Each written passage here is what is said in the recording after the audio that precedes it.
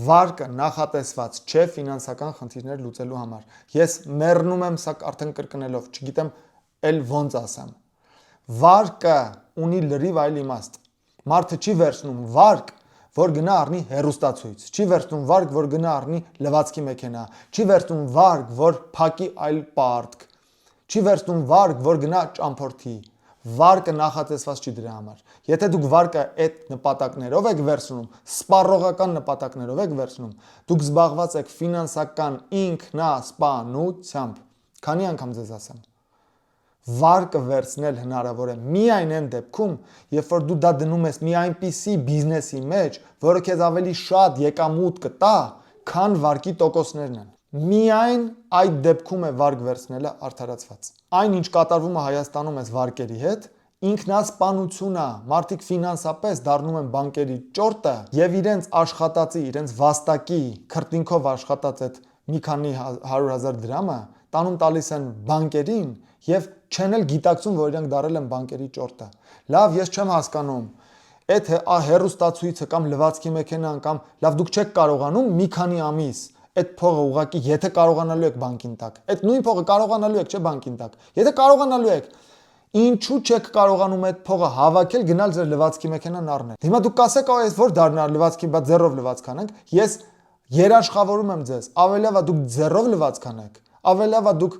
հեռուստացույց չնայեք, ավելի լավ է դուք հեռախոս չունենաք, համակարգիչ չունենաք, ոչ մի բան չունենաք տանը, դատարկ պատերով նստեք տան մեջ, քան ընկնեք վարկի տակ 14, 15, 20, 24 մինչև տոկոսով։ Դուք դրանով ոչ միայն ձեր ներկան եք հարամում, դուք դրանով ոչ միայն ձեր ապագան եք կասկածի տակ դնում, ֆինանսական, դուք դրանով ձեր երեխաների ապագան եք հաճախ նաև կասկածի տակ դնում։ Ամոթը վարկով հարտուկ առնելն է, ճմրթաչորը ամոթ չի։ Ամեն անգամ, երբ որ ձեր մտքով անցնում է գնալ վարկ վերցնել, ինքներդ ձեզ հարց տվեք, այդ վարկը որ վերցրեցիք, ասենք առակ հեռուստացույց, վարկի համար վճարում եք ամսական 40,000 դրամ օրինակ։ Հեռուստացույցը ձեզ գոնե 40-50,000 դրամ բերելու է։ Եթե չի բերելու, մի վերցրեք այդ վարկը։ Հրաժարվեք վարկերից։ Վարկը նռնակ է, այդ նռնակը ձեր ձեռի մեջ է պայթելու, որտեղ դուք չգիտեք այդ նռնակից օգտվել։ Վարկը վտանգավոր բան է, վտանգավոր։ Դուք չեք էլ պատկերացնում